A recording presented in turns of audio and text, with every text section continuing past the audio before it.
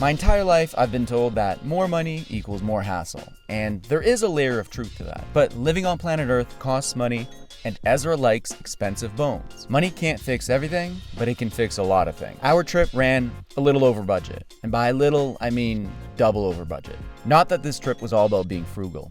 Julia and I worked regular jobs and saved money so that we could do a trip like this. We wanted to try something other than living in a box. Saving money is hard. Spending it is not that hard. We wanted to stretch our savings as much as we could so that we could explore and be creative. And what better way to save money than to live in your own car? So, how did we go over budget?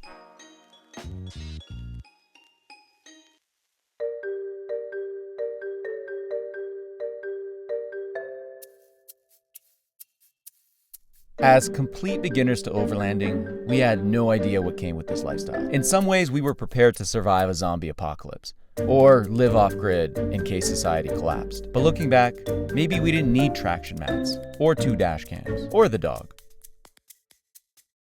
We also underestimated how many consecutive days we could handle being outside. The idea was to go from site to site and explore the surrounding area.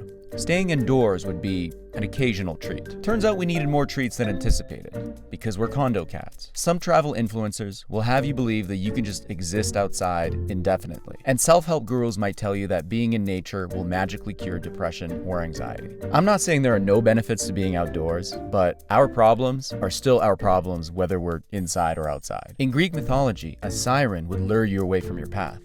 We encountered that too, but in the form of pizza. Apparently pizza is not an outdoor activity, even if you eat it outside. Eventually we started drifting more and more towards the city. Unless you're in the financial position to launch yourself into space, I think most people, to a degree, worry about things that cost money. Stressing about money outdoors sucks. You know what's better? Stressing about money indoors with heating and Wi-Fi. And we started missing simple comforts like a kitchen, a bathroom, and a real bed. We would book hotels or stay with family every now and then just to re-energize, but it did not feel the same. Documenting all these amazing outdoor sites was great. We got to see things we've never seen before, and we have some amazing shots just for our own memory. But I would be lying if at a certain point a mountain didn't just become another mountain. Oh look, mountain. More mountain, slightly different shaped mountain. They're all nice. My point is we missed creating different types of videos. Julia missed making fashion videos.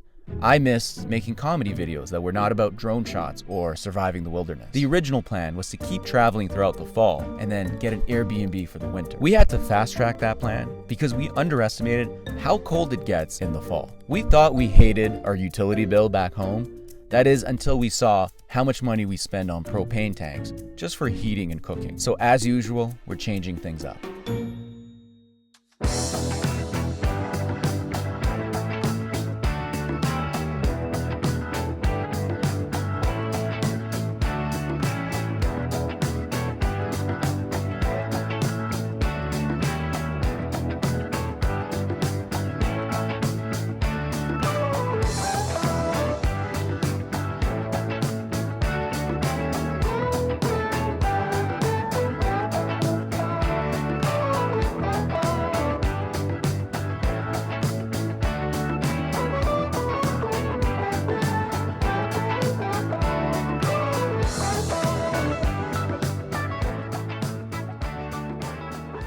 We did the numbers. After gas, campsite fees, fire permits, cooking and heating costs, and fast food on long drives, we were not saving that much money living on the road. And worst of all, we were not making enough content because we did not have a real routine. So with that being said, we pre-booked Airbnbs for the next 4 months. I know what you're gonna say. How is getting an Airbnb saving money? What we learned from 3 months on the road was that when we didn't have a routine, we ended up spending more money. Having an Airbnb will give us the option to explore nearby areas while still having a home base where we can go back to edit videos or relax. We also wanted to explore different cities so that we could scope out new places to potentially live in long term. We've only ever lived in Toronto and the greater Toronto area, so maybe there's more out there. Maybe we find a place we love to settle down in.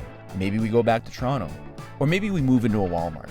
Who knows? We're sharing all this with you not just to vent, although we love doing that, but to give you a realistic look at what a trip like this would be like. There's ways to do this cheaper, and there's ways to do it with even more comfort.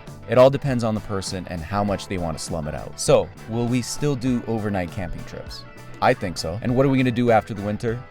We'll figure something out. All I know is, if I go missing, you know who did it.